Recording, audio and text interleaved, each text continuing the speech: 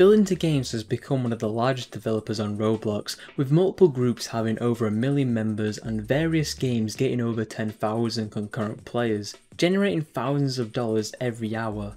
How did he get to this point? Buildintogames, also known as Preston, joined Roblox on Madly Your Friend on the 29th of April 2010 at the age of 10, which was one of his many alternate accounts, with some being used to start games like Minecraft Defense, which had a game called Minecraft Defense Tycoon that is now content deleted. On the 9th of March 2011, Preston's main account would be made, Silver Sword Gold 2, where he would take an interest in playing games and also creating them, mainly tycoons and RPGs, which were the biggest genres on the platform at that point, with some of his games gaining some traction, mainly Minecraft Tycoon, with it gathering 16,000 visits in 2013. But 2014 is where his name started to reach the masses, as one game would explode in popularity, Guest Defense, created on the 9th of May 2014, with it gathering 2.4 million visits before its closure. The game was very fun to play, with it being wave based, with different noobs the more you progress, with different statue animations, based on how low the health is, or if it gets to 0 it gets completely destroyed. To add to this, you also gain a currency and a level, which then you can use to get stronger weapons or even pets to help you out in the battle, as well as NPCs that you can hire that also act as FOMO as they die really quickly. But the main joy of this game is also playing it with other people, but to see how far you can get as a team. From the success from this game, his other games started to gain some traction from other players checking out his profile and checking out his other projects like Boss Battles 101, getting 150k visits with its simple loop of getting stronger weapons to defeat other bosses you encounter, with a ton of people in the lobby to help you defeat the bosses that spawned in. Then there's Limited Tycoon, which did release in 2012, but the original game was Minecraft Sandbox that later got changed sometime around March 17, 2014 to what it is now. Before all the games closed, this gathered 270,000 visits, with it growing side by side Guest Defense. How this game worked was pretty cool, as it was a simulator of the Roblox catalog, but with some changes, that being you click on a button to gain Robux, to then be able to buy items that have a set price and stock. After an item is sold, you can either buy more from bots or other players to increase that item's RAP value, and even trade with other players in the lobby to get different items or to hoard one item to inflate its value, putting you at the top of the leaderboard.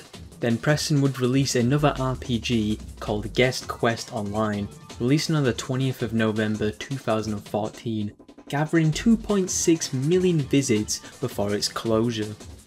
The game was an RPG, but done differently to what the more popular RPGs you would see around that time, with the camera being on like a top-down view in the style of how Diablo does it.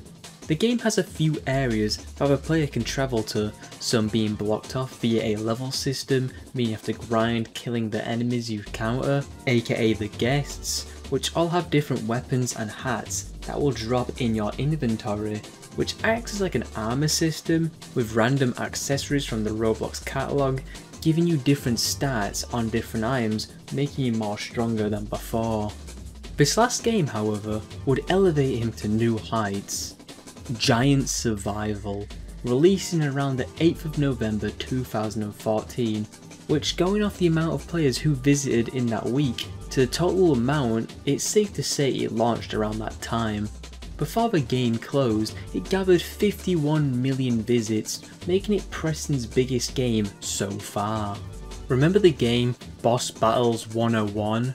Well, this was that, but with destructible buildings in the map and more bosses, but this time with them all being giants, with some different attack patterns based on the giant in question, or that being with speed, or just a ghost, or in some cases, the player being the giant for a round. While playing the game, you can gain coins that can be used to buy better weapons to help contribute killing the giant faster with other players, or it could backfire with the giant getting close to you and killing you. This simple loop would then inspire a sequel that would continue in the same style but with some changes with the user interface and player and giant changes in terms of its shape, opting to use a look of like unturned characters rather than Roblox character looks of being square and blocky.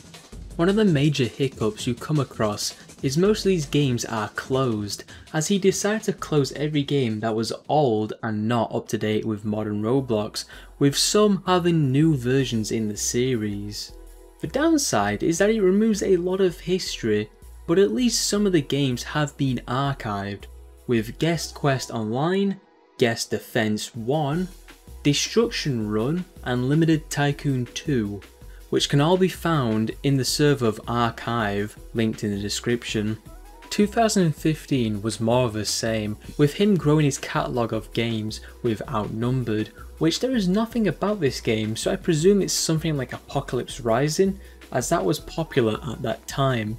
Then there was King Clash, which was like King of the Hill type of game, with one person being the king, and then some being guards to protect the king, and some players who are assassins who are sent to execute the king. Then another RPG release called Gears Online, which was more akin to the popular style of RPGs you would see at that point, but this time had a nice use of GUIs for the enemies showing their name, health and level, as well as your level above your character as well. But it also uses a lot of features from Guest Quest, plus some new ones like being able to buy and sell on the marketplace with other players in the game. This year is quite important, and one could say it's the turning point for Preston, as on the 23rd of November 2015 at 7 PM, Big Game's main group will be made. This was not significant at the time, but later down the line this group will become one of the biggest groups on the platform, but more on that later on. But for now, he would release his first game under the group called Fortress on the 13th of February 2016, and just like other games so far, it is closed. And even worse, there isn't any video footage of this as I can see, but luckily, Preston made a post on the Roblox forums before it got deceased saying this. The game begins with a certain number of teams.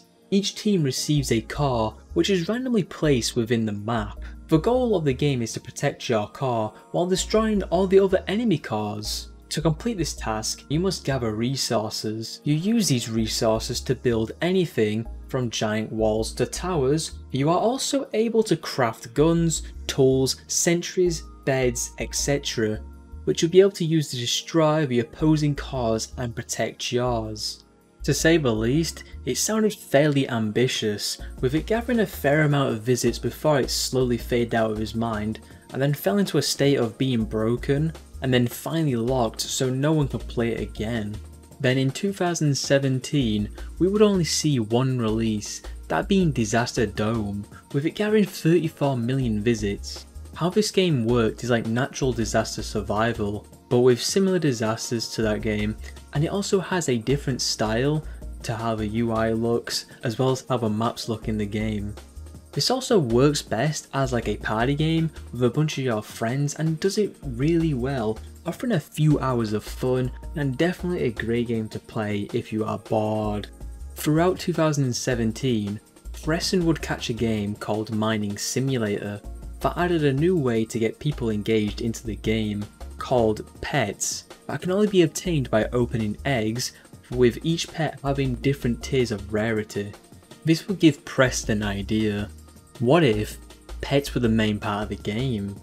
And that's just what Preston set out to do, creating a new group called Big Game Pets on the 14th of March 2018, then over the coming months creating the first game for the group, which will come out on the 4th of August 2018, called Pet Simulator, with it gathering 1.1 billion visits in its prime and then gathering 20,000 concurrent players on at once.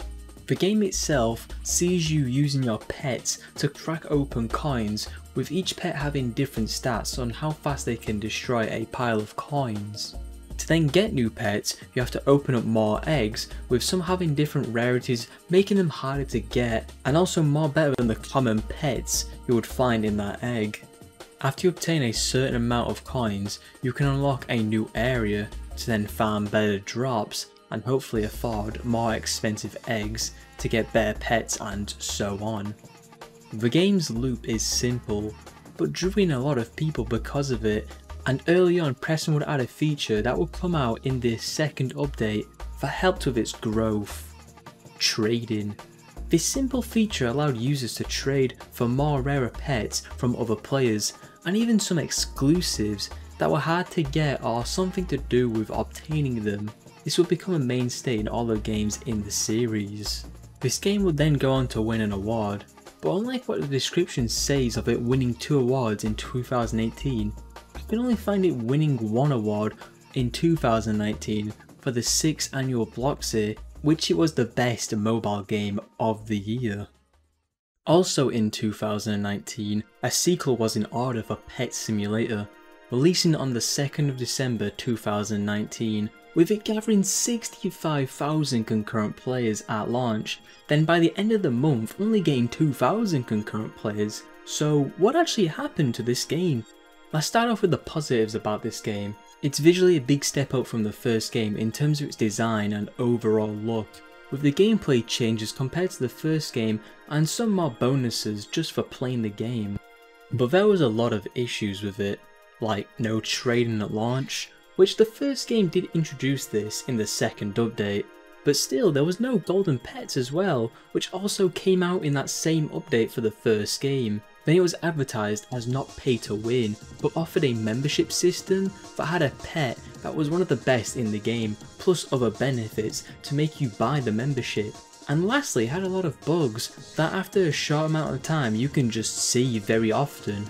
Then shortly after its release, this game would get discontinued as people returned back to the first game as it was more polished than the second release was.